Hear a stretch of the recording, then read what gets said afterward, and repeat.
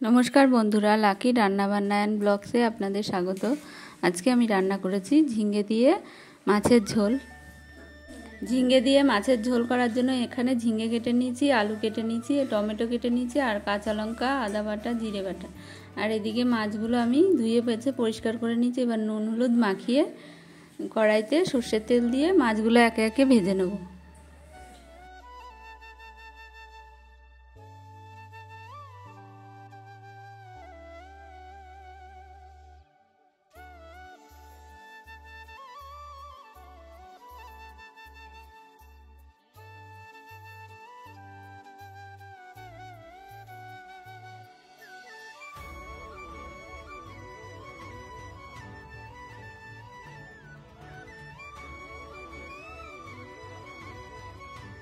মাছ ভাজা হয়ে গেছে, এবারে মাছগুলো আমি তুলে নেব। এবারে কড়াইতে আগে থেকে কেটে রাখা আলুগুলো আমি ভেজে নেব।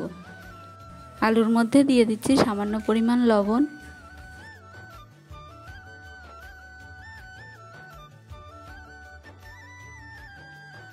আলুগুলো ভাজা হয়ে গেছে, এবারে ওই কড়াইতে আরও কিছুটা তেল দিয়ে তেলের মধ্যে ফোড়নে দেব গোটা জিরে, তারপরে চেরা কাঁচা লঙ্কা আর টমেটোগুলো দিয়ে দেবো।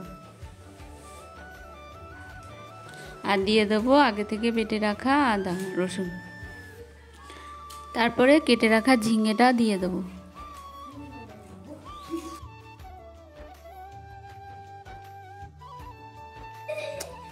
এরপরে এর মধ্যে দিয়ে দেবো স্বাদ মতো লবণ আর হলুদ গুঁড়ো।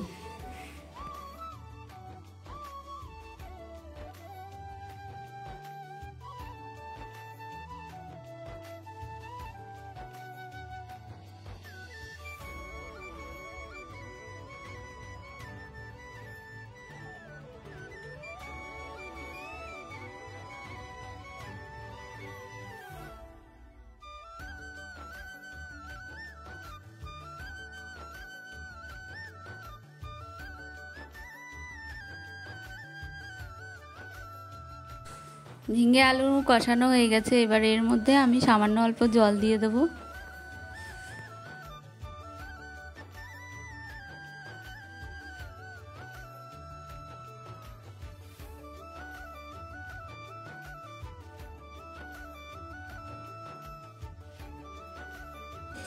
আলু প্রায় সিদ্ধ হয়ে এসছে, এবারে আগে থেকে ভেজে রাখা মাছগুলো দিয়ে দেবো ঝোলের মধ্যে।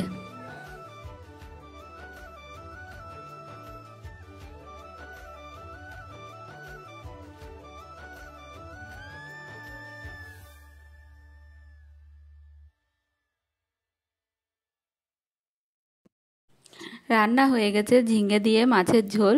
এখন এটা আমি নামিয়ে নেব।